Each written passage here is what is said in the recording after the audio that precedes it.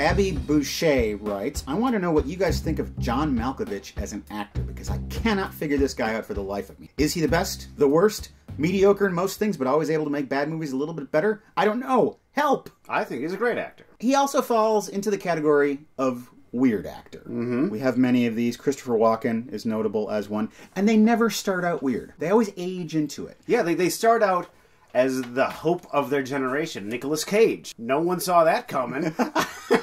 They seem to exhibit these quirks that are unique to them, and as they get older, the quirks take center stage.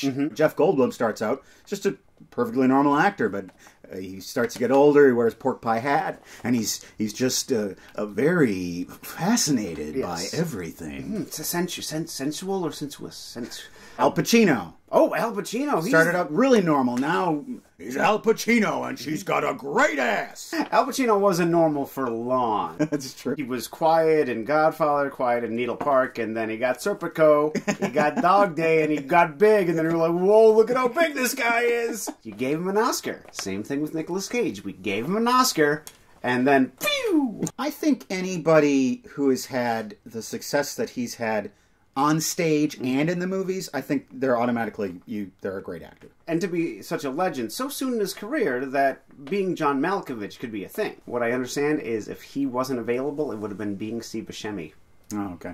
And he would have been available. He's always available. He's someone who was born weird, and then...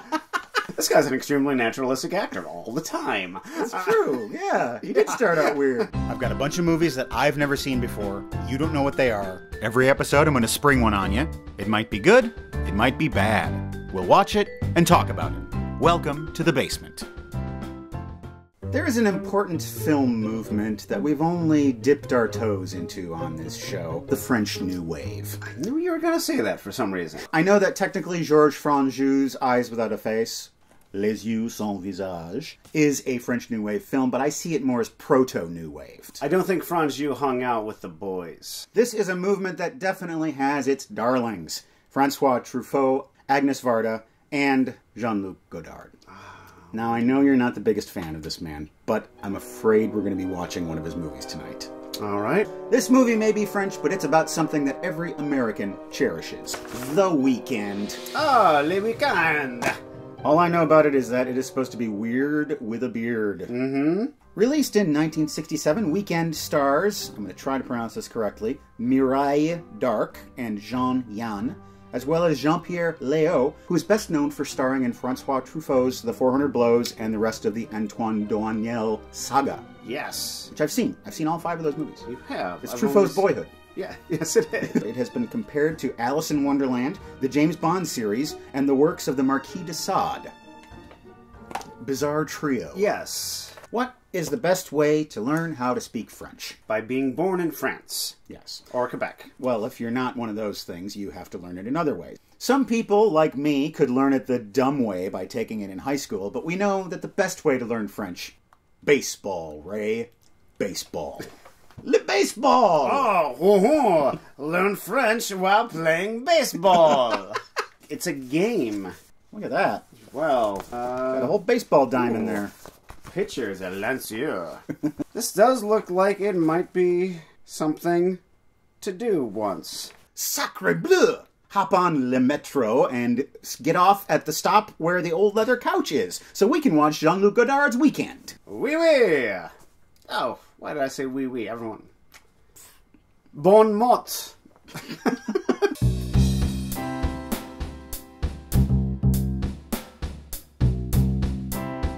What? Hey? Quoi? End week. Down in the parking lot. There's a fight going on because there was a small accident. It was the fight choreographer's day off. Écoute, téléphone plus ici, c'est dangereux. The phone, it sometimes explodes in my ear. Mais oui, tu es ma grande chienne splendide, tu le sais. You're my splendid bitch. Next, we see a girl in her underwear talking to a guy about sex. She's Corinne. Cuddling in cars is dreary is Jerry Seinfeld's new web series. She tells this long, very graphic story about a threesome she had with this couple. It goes on, and on, and on.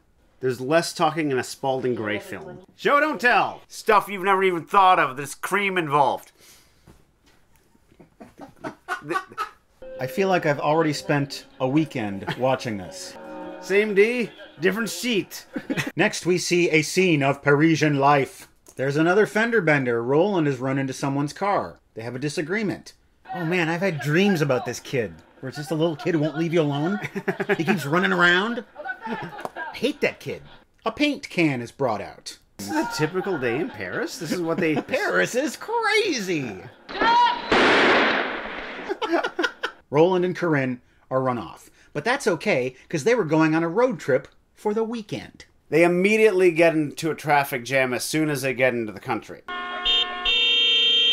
The traffic jam goes on, and on, and on. Well, I'm turning this shit down, because I'm already tired of it. You pass a number of things happening. There's a boat. There's people having chess. I'm seriously considering muting this thing at this point. I've never done that on this show. Monsieur Godard, I've written a script for you. Let me ask you one question. Is it boring? I'm doing it. Mute. This is so much more pleasant. We get to the point where we see the source of the traffic jam, and it's Jacques Tati. Bloody streets, dead people. This isn't the vacation we wanted.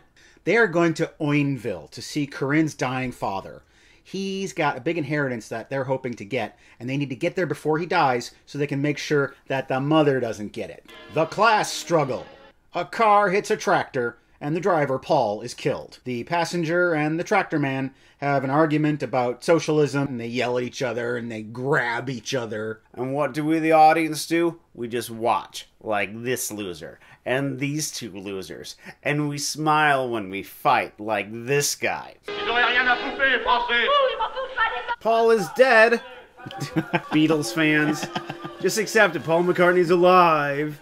He lost something when he broke up with John. They ask Roland and Corinne to stay around and be witnesses, but they don't have the time. Groucho never said that. He was only brothers with 4 guys. And they weren't dirty. Oh, don't say that about the Marx Brothers. There's another car accident on the side of the road. There's car accidents everywhere. A woman runs out. She needs help. But turns out it's a carjacking. Ça suffit maintenant, hein? I understand laziness. Come on, keep setting him up, Godard. I'll keep knocking him down. And this guy can grant wishes. Roland and Corinne have many wishes. The guy says, I'm not giving you anything. Yeah, what do you think of that? They get his gun, they chase him into a field. There's yelling and hitting and grabbing. I can turn all these cars into sheep. He's God. You see? Whoa. Movies. I just have car accident written down here in my notes, which is kind of funny. But they get into a car accident. Corinne is screaming. Meanwhile, there's a bunch of corpses right over there. Got it? Get it? You see? Aren't they like you? Bonjour, it's a French revolutionary. They're walking through a field with this guy. Ah, there's our boy. He's come all the way from the 400 blows to a movie that blows. Yeah. Later, they pass the same guy. They come across a phone booth. They got to make a call to tell Oinville that they're running late. But this guy won't stop singing. I'm singing a song here. Foutoir. Nice. Nice. They try to steal his Porsche. There's grabbing and shoving and yelling. The wrecked car budget for this was colossal. Yeah, this is making Blues Brothers look like it's nothing. They come upon this guy who's dressed up like a hobo farmer clown. He's hanging out with a pretty girl. Is it Alice in Wonderland like you would think from this title card? No, it's Emily Bronte. Roland and Corinne want information, and they try to get it the only way they know how, by hitting and yelling and grabbing. Film is life! Screw you, literature, we're gonna burn you up. We contemplate a worm. Isn't the worm like us? And by us, I mean you. You remember that scene in It Happens One Night where Claudette Colbert puts out her leg? Well, they do that, but with different parts of a lady's anatomy. So a truck pulls over, and Corinne is not run over. Next up, we have a little musical interlude with some Mozart. There's that tractor from earlier. I was hoping it would come back. As is to be expected, this Mozart scene goes on, and on, and on. I get the feeling that the script for this is just pages torn out of Jean-Luc Godard's journal. I keep wanting this to turn into this video game I used to play. I think it's called Area 51. Zombie aliens would stand up behind thing and they'd throw these barrels at you and you'd shoot the barrels and they'd explode. You'd see things happen. There'd be excitement. Oh, hey, we're going the opposite way now. This thing's getting exciting. See, now we have a red tractor. If it ain't red, leave it in the shed. See you around, green tractor. This is not that video game. Aww.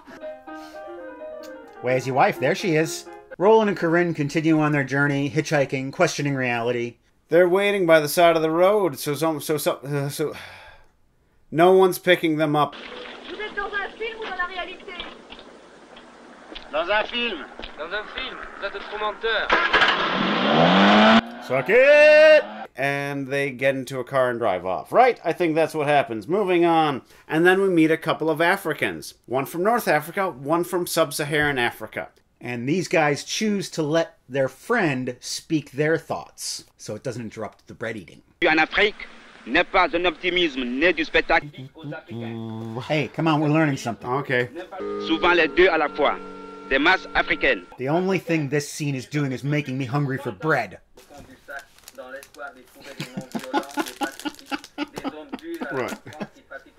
He's eating bread. Our happy couple finally make it to Oinville. Dad is dead, and Mom's got the inheritance. They kill her. There we go. The plot! It's happening! They dump the body in a crashed plane and set it on fire. A picnic is interrupted by screaming and guns. And they're being kidnapped by these revolutionaries of some sort. Corinne and Roland, they're like, we got money. You can have a bunch of it. Oh. They have a chef working out there in the forest. They're taken back to the revolutionaries' camp, killed, and eaten. You know, I was thinking, what does this movie lack? Is it eggs being cracked open on a woman's genitals? And then it happened. Roland also gets killed. I'm not surprised that this movie would devolve into slam poetry. Comme ci, comme ça. And there's a gun battle. Guns? Gunplay? Arizona rules! See, now it's become the video game I wanted it to be. There you go. And I don't care. Que l'on peut avoir de la peine. It's just like that scene in Les Miserables with Eponine. No, it's not. It's No. just like that scene in Weekend. And we find ourselves back at camp. Corinne's turned into one of the rebels, and they're eating human flesh. Her life is different. The end. I feel like I've been holding a barbell over my head for the last hour and 40 minutes.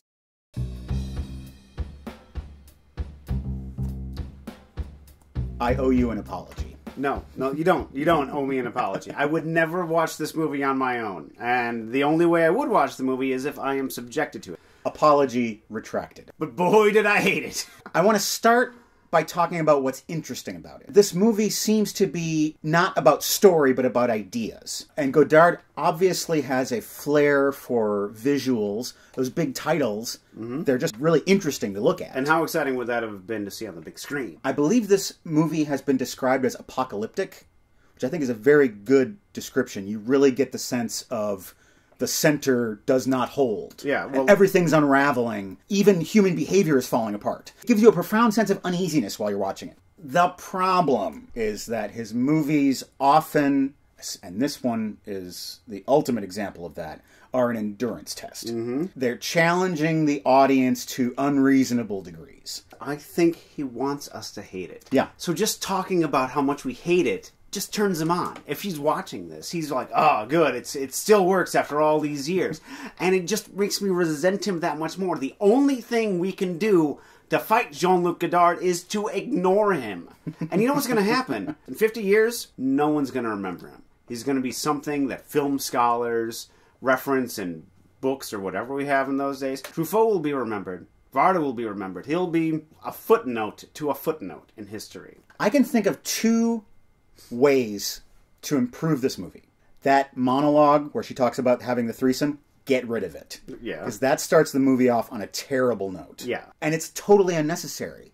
Her past has nothing to do with the rest of the movie. And her sexuality has nothing to do with the rest of the movie. We start out with that fight by the car, and then we go right to them taking off on their trip. 2, the traffic jam. Seeing all those cars, the unbroken tracking shot, that's all interesting. But orally, all we get are constant car honking. And it's maddening, it's infuriating. We see people yelling and having arguments. Get rid of the horns. Let's hear those people. This Doppler effect of all these people dealing with this thing.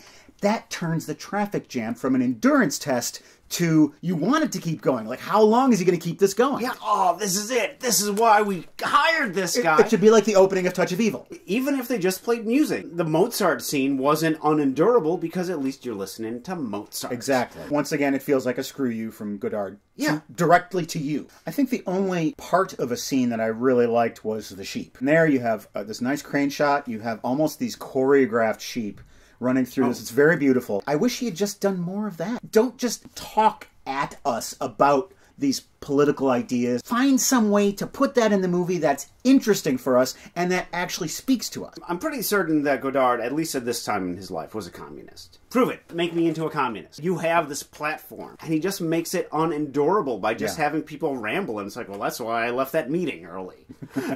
If you can compare this to The Band of Outsiders, which came out 5 years before this, I don't care at all about the plot of the movie, but I'll watch it. Sure. Because I'll watch that Madison scene from now until the moment I'm dead. That's great. I love that scene. Or just the opening credits, just flipping through the 3 characters' faces over and over. You can do this. You have ideas that no one has had before. And then he does this, and that's what makes it so sad. You could have been everything, and you're like, no, I just want to be me.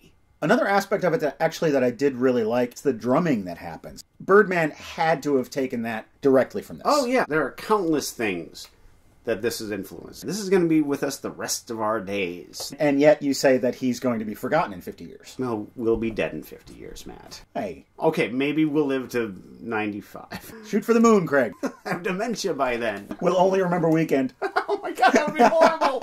So, let's talk about absurdity. They reference The Exterminating Angel, the Buñuel movie. That's a movie where nothing happens and it makes sense. And I think Buñuel watched this movie and used parts of this for The Discreet Charm of the Bourgeoisie, which came out about 5 years later. So I can hate this movie as much as I want, but I would not wish it out of existence. Right. Because back in the 60s, there was a conversation going on between artists. This is a reaction to Buñuel, was a reaction to Beckett, and Buñuel reacted to this. And just like the Beatles and the Stones and the Beach Boys and Bob Dylan were all conversing to each other from their respective studios. Maybe that's happening now, but I'm not sensing that in movies or music or any form of art.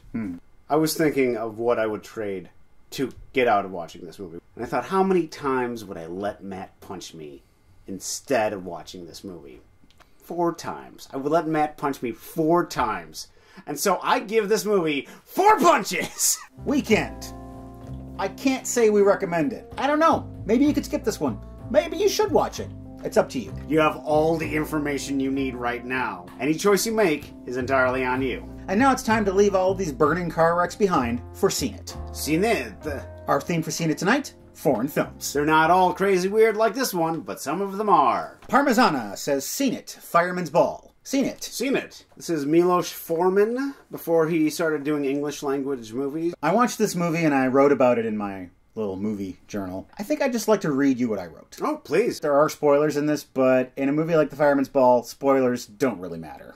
It's not a movie with an intricate plot. The Fireman's Ball. A bunch of wacky old firemen plan a party. They are easily befuddled and zany. They try to plan a prize raffle. They attempt to organize a beauty contest, but they mess it all up because they are bonkers. They wag their fingers at each other and furrow their brows in confusion. The old nuts run around to and fro during the party, crawling under tables and between women's legs. These old coots are about to lose their marbles. When it is time for the beauty contest, the women are dragged around and manhandled by the drunks. A house burns down. A fat man takes a soapy bath. Everything is stolen from the prize table by the impoverished proletariat. What else do you expect from a town full of screwball goofs? Yes, it was his takedown of the communist regime at the time, Yes. and says more about communism than old Weekend did. Definitely. Matthew Floyd's suggestion, Tom Popo. Seen it. Hi, seen it. Tampopo is a Japanese movie from the 80s, and it's all about food. Oh, yes. Food is life. Food is death. Food is youth. Food is old age. Food is everything. Food is art. I don't think this movie is just about the pleasures of food. I think it's about the pleasures of life. Mm-hmm. The gangster that gets gunned down at the end of the movie, once again, this is not a movie where spoilers are a thing. Like, you don't need to worry about that.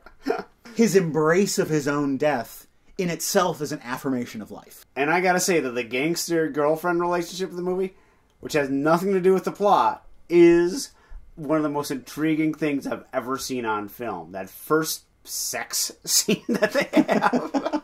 Are the shrimp play into it? Holy crap! And I wish there were more movies like this. They only had an hour worth of plot for Tampopo. So they had 30 minutes of vignettes and blackout sketches that they just add to it. This would be a great movie to watch with a date. Yeah, as long as you are going out to eat right after. And then you have some shrimp waiting at home in case the date goes well. Or just an egg.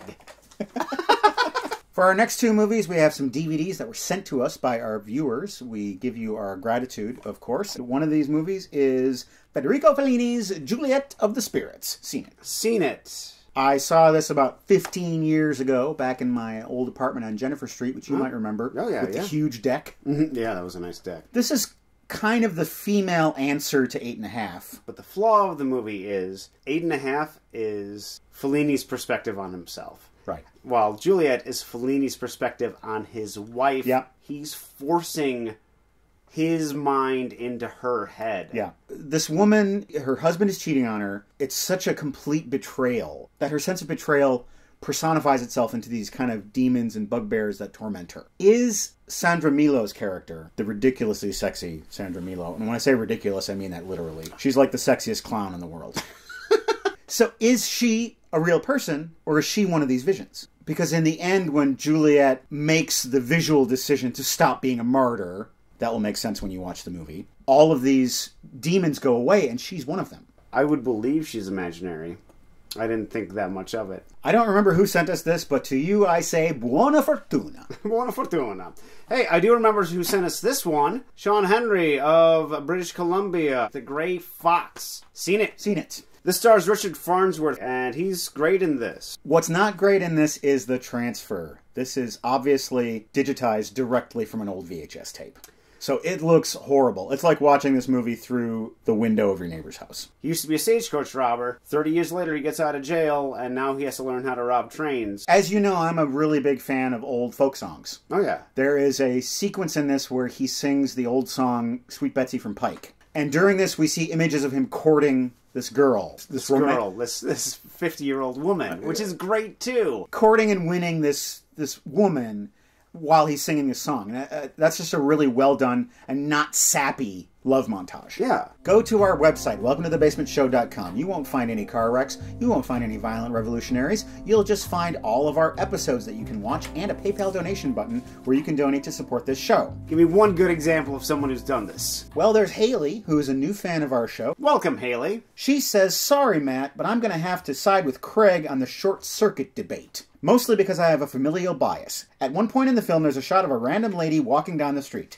Well, that's my mom. Apparently, she was on her way to dance class, and they asked her to film her walking. Haley, that's a great story. Thanks for sharing it with us, and thanks for your donation. Give our best to your mother. And Johnny 5. To find out who the rest of our donors are and to see the contents of our mailbag, you should watch the unboxing show, which comes out this coming Friday. I can't say we had a good time watching this movie, but I can say that we watched this movie. You might be wondering what the theme for next month is. There's a theory that certain people bandy about that either you're a dog person or a cat person. I am a cat person. You are a dog person. That's right. So our theme for April is cats and dogs. Oh, really? I got a cat movie. I got a dog movie. You get to pick which one you see first. If I'm a dog person, I'm gonna pick the dog movie. Tune in next time to find out what dog movie we watch. I will now let my friend Craig Johnson speak my thoughts. In this post-colonial time, the Western civilization still has its footprints heavily in former colonial areas, such as Africa, both the Algerian War of the 1960s and the various skirmishes in sub-Saharan Africa throughout the 1960s.